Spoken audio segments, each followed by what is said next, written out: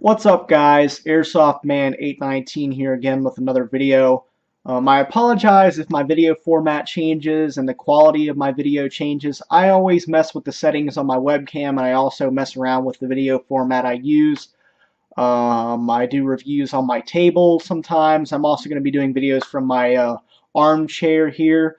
The more simpler videos I'm going to be doing in this format, and the more like technical reviews I'll be doing on my table. So I figured since I've been buying a lot of stuff lately, I wanted to do unboxings, but my unboxings never really get that many views or anything, so I figured I would just do a recent pickups video of all the recent gaming things that I picked up.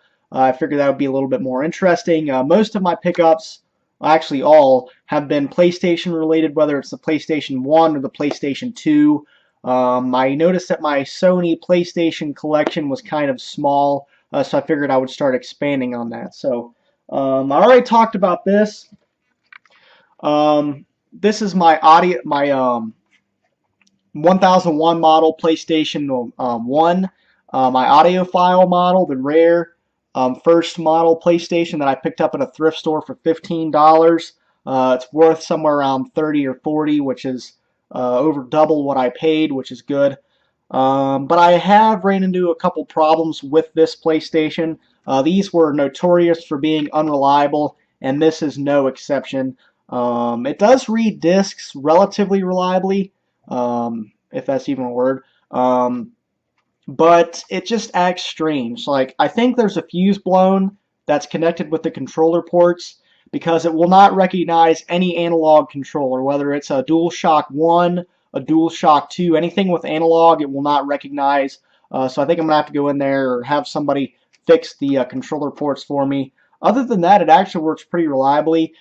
Sometimes it doesn't read discs. It doesn't like to read burnt discs. There we go. But that might just be because of the laser assembly it has. So I showed you guys this, show you guys the back just to prove that it's a 1001 model. Have the direct video out and the parallel port here. So let me get this out of the way and we'll move on. I actually did a review of this, which will be up later. Sorry I'm not looking directly at you guys. I'm looking at the video playback on my monitor. But this is the Mega Racer controller by Performance. It's a really weird, odd controller that has actually an analog steering wheel on the controller itself. It's kind of strange. I've filmed the review of this, but this video might be up before the review of this is up. So this is the box. I actually got it brand new, which was kind of cool. Here's the controller itself.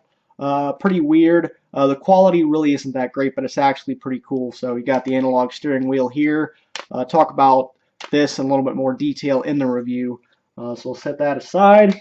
I was also fortunate enough to find a DualShock 2 for the PlayStation 2 brand new in packaging. Here's the packaging. I did take the controller out. Collectors are probably going to be upset with me, but I don't really care. PlayStation 2 controller, that's the box. Here's the controller. Never been used. I got it banded up here, but it's never been used. This actually won't work on my PlayStation 1.